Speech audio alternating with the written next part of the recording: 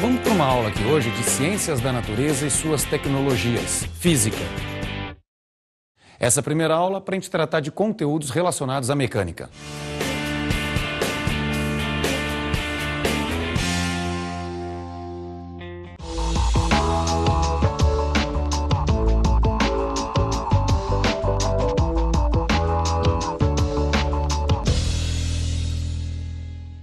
Questão 1 diz o seguinte: as empresas concessionárias de energia elétrica espalhadas em todo o país enviam mensalmente para seus clientes as popularmente conhecidas contas de luz. A figura a seguir mostra uma parte de uma fatura desse tipo. Dá uma olhada nessa figura que representa uma conta de luz, chamada conta de energia. Ela tem diversas informações, só que na verdade o que interessa para o consumidor é aquilo lá, o consumo médio em quilowatt-hora.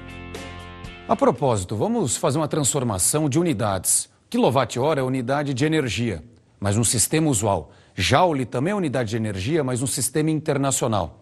Então a transformação fica a seguinte: 1 kWh, o número 1 você mantém, o quilo significa 1000, watt mantém. Hora corresponde a 3.600 segundos. Então, realizando esse cálculo, fica lá, 1 kWh igual a 3.600.000 joules.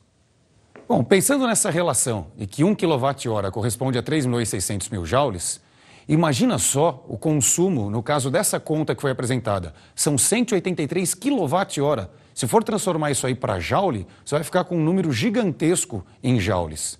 Então, nas chamadas contas de luz, a gente acaba expressando o consumo em kWh para não ficar muito complicado o número, ou seja, para que a interpretação dessas faturas não seja praticamente impossível. Bom, voltando então ao texto da questão.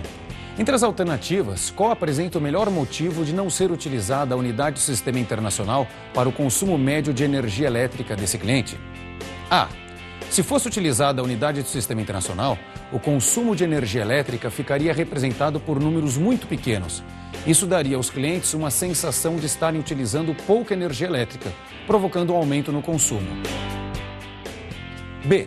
Se fosse utilizada a unidade do sistema internacional, o consumo de energia elétrica ficaria representado por números fracionários. Isso faria com que os valores cobrados pelas concessionárias acabassem tendo sempre uma parte representada em centavos de real, tornando os pagamentos mais complicados. C. Se fosse utilizada a unidade do sistema internacional, o consumo de energia elétrica ficaria representado por números negativos. Isso geraria prejuízos à concessionária no momento da cobrança. D. Se fosse utilizada a unidade do sistema internacional, o consumo de energia elétrica ficaria representado por números que não corresponderiam à realidade. Isso aconteceria pois a unidade de energia no sistema internacional não é válida para ser usada com energia elétrica. E, se fosse utilizada a unidade do sistema internacional, o consumo de energia elétrica ficaria representado por números bastante grandes. Isso tornaria sua interpretação complicada. Bom, como foi visto, então, 1 kWh corresponde a 3.600.000 joules. Então, se você pegar uma conta de luz e tentar expressar o consumo médio em joule, você fica com um número muito grande, o que dificulta a interpretação e não é legal para o consumidor. Então, como a gente pode ver, a alternativa correta é a alternativa E. Vamos à nossa próxima questão. Questão 2. Na figura a seguir, em que uma trajetória orientada é mostrada como exemplo, temos dois corpos com velocidades escalares V1 e V2 de diferentes valores e sinais. Dá uma olhada nesse desenho aí. Repare que ele tem uma orientação para a direita.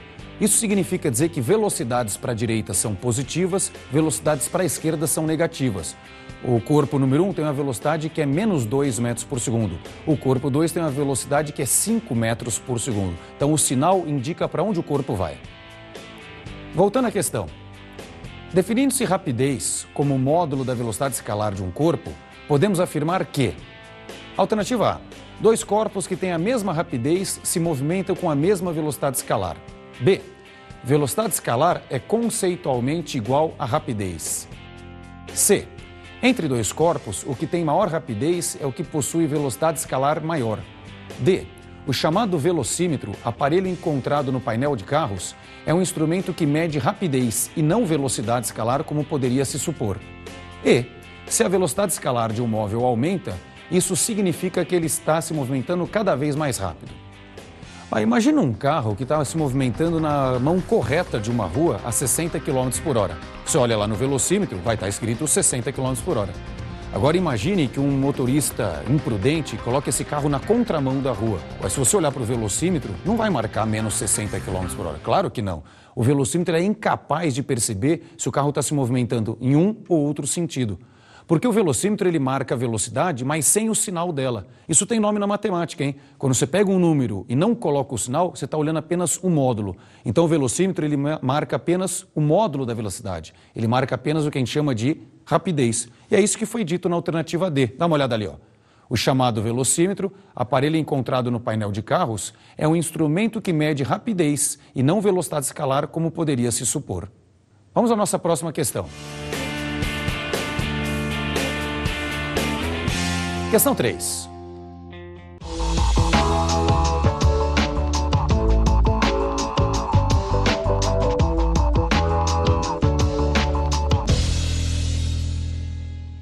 Um dos maiores desafios tecnológicos da atualidade se refere à geração e à utilização de energia elétrica em grande escala, sem provocar enormes impactos ambientais. Nesse sentido, assinale a alternativa que faz a correlação adequada entre o tipo de usina geradora de energia elétrica e suas vantagens e desvantagens.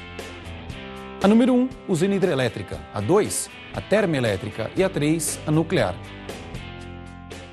Agora, em seguida, vão ser apresentadas as vantagens e desvantagens dos 3 tipos de usinas que são os mais comuns no mundo inteiro. Então, nós vamos ver os itens A, B e C da questão e aí já aproveitamos para explicar e relacionar cada um ao tipo correto de usina. Então, voltando à questão. A.